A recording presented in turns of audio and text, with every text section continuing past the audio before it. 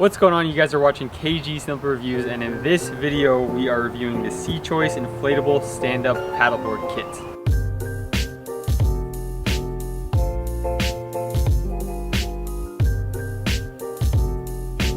So we are in the middle of a heat wave right now. We live really close to a river, and we thought it would be really cool to take up paddleboarding.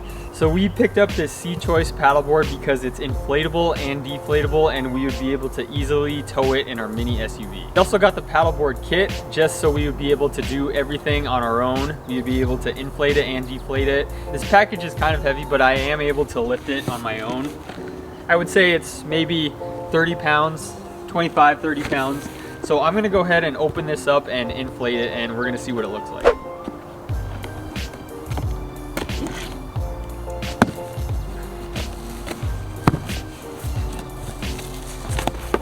So as you can see, it comes with its own bag, which is really nice, makes it really portable. All right, so this is pretty cool. It's like a backpack, so you won't wear out one arm when you're carrying it. So that's actually really handy. Here's the manual. And then here's the oars, you kind of just snap together. And then here is the pump. And then this is the harness, so it doesn't get away from you when you're paddleboarding. And then this looks like it's a repair kit, which is really cool. If you ever get a hole in it, you don't have to buy a separate repair kit. It comes with its own. And then this is the fin, so it keeps it from tipping. Plastic.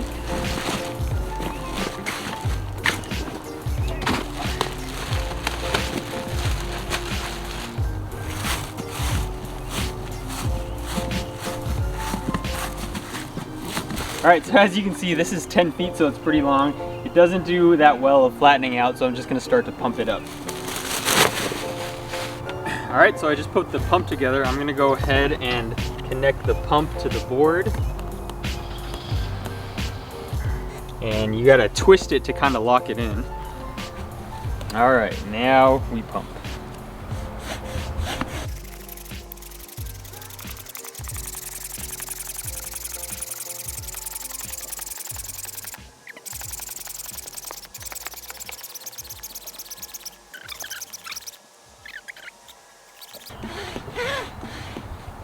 Alright you guys, it's all pumped up. It took me about 3 minutes to pump it up. I got it to about 12 PSI. The manual says to pump it between 12 and 15 PSI. Alright, so just the initial feel of this, it really feels like a paddleboard that you don't pump up. It's really solid.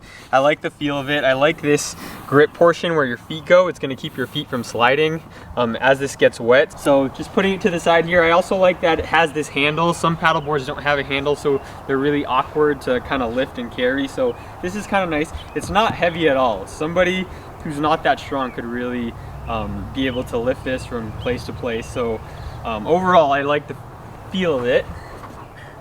Right, so here's the leash. The leash is pretty easy. You just attach it to the back here and tie it on, so that's pretty simple. All right, the last part to put the paddleboard together is the fin. So I'm not going to put it together right now until we get on the water, but it's pretty easy. All you're going to do is slide this in right here, and it locks in using this key. So once we get to the water, I'm going to go ahead and put the fin on. So the paddle comes in 3 pieces. There's the part with the paddle in the end, there's the tail end, and then there's this middle piece. So all you're going to do with this is really snap it together, and that's it. Like that, like so. And then I like how it has these indications of measuring how tall you are for the oar here. So let's go ahead and put it right there, and that's perfect.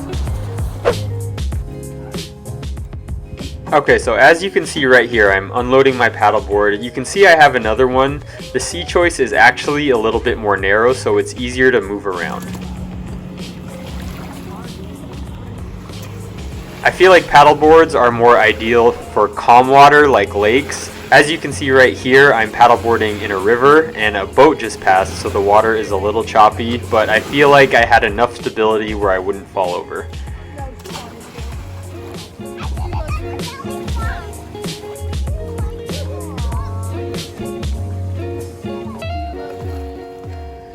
So the paddleboard is able to hold up to 225 pounds, which I think is pretty conservative. I was able to put myself and 2 of my kids on here and able to move around pretty well still, so that is definitely a plus.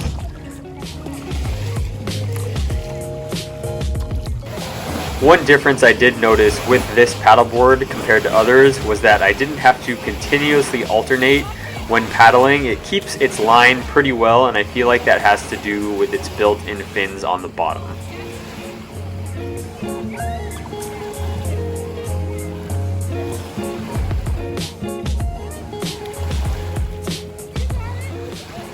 Overall, I think this is a great paddleboard, especially for beginners. If you want more information on this paddleboard, I'll go ahead and leave a link in the description down below.